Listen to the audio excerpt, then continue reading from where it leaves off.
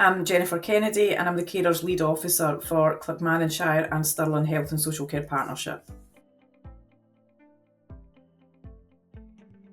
Claxon Stirling is very unique because we are the only health and social care partnership in Scotland that basically has two council areas.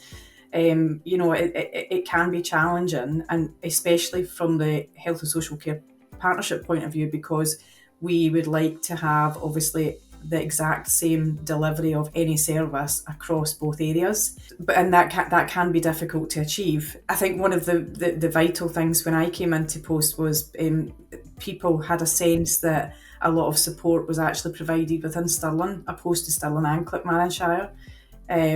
So we are moving towards trying to get a streamlined service from all providers to deliver across both areas. Within Stirling and Clacks, we predominantly have older carers. Probably next in line would be the parent carers. However, I kind of don't like really highlighting that because I don't think it's representative of the full area, because we are more aware of our older carers because they are very visible at the carer centres. And historically, before obviously we ventured down this journey with yourselves, we had very traditional supports that was provided by the carer centre. Fantastic support that they provide, but I felt we were missing a huge area of carers. For example, the people who work full time, on top of obviously having their caring role. I felt we were missing a lot of people who were very digitally aware, and basically their go-to place was their mobile handset or internet access. I felt we were really, we weren't reaching these people. I think for me overall, the biggest thing for me was we had to try and reach more carers. And from a traditional point of view, in terms of the carer support, face-to-face carer support, it's limiting in terms of trying to reach carers. So we needed a mechanism that was quite fast and direct, that we could actually reach people's homes and handsets. Particularly, I think what is very encouraging for me is that the discovery figures, I think the last time I looked on the dashboard was the 12.8 thousand. As much as that isn't 12.8 thousand carers, it's 12.8 thousand people that we've reached within the local area that potentially are carers just now or will be carers in the future. So it's getting that information out to people. That for me was the most important thing. If people know where to go to get support, and even if it's a little bit of information, it just makes their life easier. I think historically, and I think from a national point of view as well, that's what causes the anxiety and stress in people's life, is when they know they need support but they don't know where to go to get it. I'm well aware that many of your staff are carers or have been carers, and it clearly shows in the passion for everything that you do in terms of the support. So it's been an absolute pleasure working with you, and long may it continue. When I first came into post, there was the kind of traditional supports from the carer centre. Since then, we have through a commissioning consortium approach and a wide consultation with carers, we have developed the model of care for unpaid carers. What we identified very clearly was the need for a digital approach to support, as well as the community approach to support, so the face-to-face support. So we share widely the impacts and any issues with any delivery of support. It also encourages the wider partnership working so that we can achieve improved outcomes for carers in a collaborative way. I think as well, from the digital point of view, is whether we like it or not, and I know that it can be quite a contentious issue in terms of online support, etc. That is the way the world is going, and we as much as we recognise the need for digital support, there is also the need for face-to-face support. And I think by having a model of care that has a digital approach and a community approach, then we have a wide offering there, and we have a choice. And it offers flexibility to carers. I know myself, I'm very guilty to sit there at night and basically research information. And I get a lot of information doing that. And that is the way that I think that the world is going. And I think by not embracing digital, innovative approaches like this, we're actually doing our carers a disservice by not embracing this. I think that's what's great about the app that you've developed as well. That just makes it even more easier for people to access. We need to hear feedback from people. We need to know that we're improving outcomes for carers. We need that information to be shared. And I have to say that in working with yourselves, and I can't emphasise this enough, but the quality of the data that you have provided in each contract monitoring meeting and what feeds back to the carers planning group meeting really highlights the good work that you do and the people that you're reaching.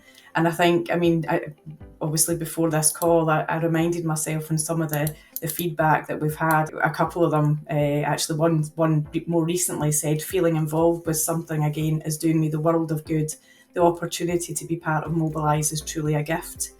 And then the other one as well, which is my favourite, is thank you for lighting up my inbox. And these little things, just having that support from Mobilise and doing it in the comfort of their own home because that's what suits them, it just makes a huge difference to them. And that is what's important to me, hearing these stories and how the support is really impacting people. That's what's important to me. I think from identifying carers or even getting information out to people within the local area, I think by having the digital offering, it's almost like a bit of digital nudging, which I know again is quite a contentious issue in times. But being able to advertise on social media, being able to actually reach people's homes through their handsets, really starts people thinking, particularly those who don't necessarily identify themselves as a carer because they care or provide the support because they are a relative, a friend, a neighbour. So I think when people see things like this coming through in their handset, they don't necessarily think it's for them. But I think, so from a digital nudging point of view, gradually as that's coming through, I think people realise that, okay, this is support that's for me. And I think over time, that when people become more familiar of the offering, they'll know exactly where to come and get the support at a time that suits them. I think as well for me, which is really important, is the one-to-one calls that can be booked. That is for emotional support, and I think that being available from 9 in the morning till 9 at night, 7 days a week, when other places are not necessarily going to be available. And I think as well, in situations where perhaps English is not the carer's first language, there's alternatives there as well. So I think there's a lot of offering that it's not just reaching people. There's so much that Mobilise offers. And even from the point of view of email subscriptions, because there's so many unique circumstances for carers and people need different support at different times throughout their caring journey, as well as different support at potentially different times within any day. I think that the wide offering that Mobilise has, from light touch to more in-depth emotional support from the one-to-one calls, it offers so much for the benefit of the carer. It was quite a seamless experience, to be fair. We did it in a slightly different way with yourselves because obviously you are the experts in your field. We kind of, I guess, put our faith in yourselves. And I have to say that, as much as that may have been a bit risky from a commissioning point of view, it's been very successful because we are exceeding every single target that even yourselves had brought to us.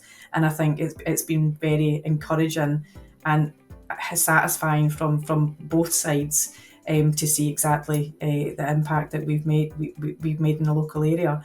Yeah, and I think from the point of obviously the legalities being in place for the contract, within 2 weeks, you's absolutely hit the ground running.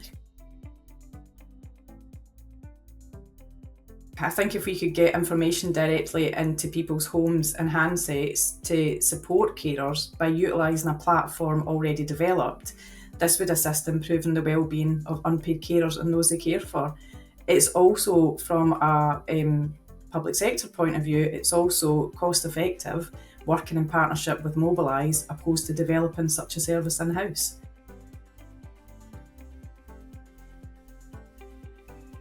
I would basically say embrace the digital world in which we live, improve the lives of carers by introducing them to the digital support. It's not for everyone, but given that 96% of people across Scotland have access to the internet, well, why not access it? It presents a huge opportunity for commissioners to really make a difference in carers' lives.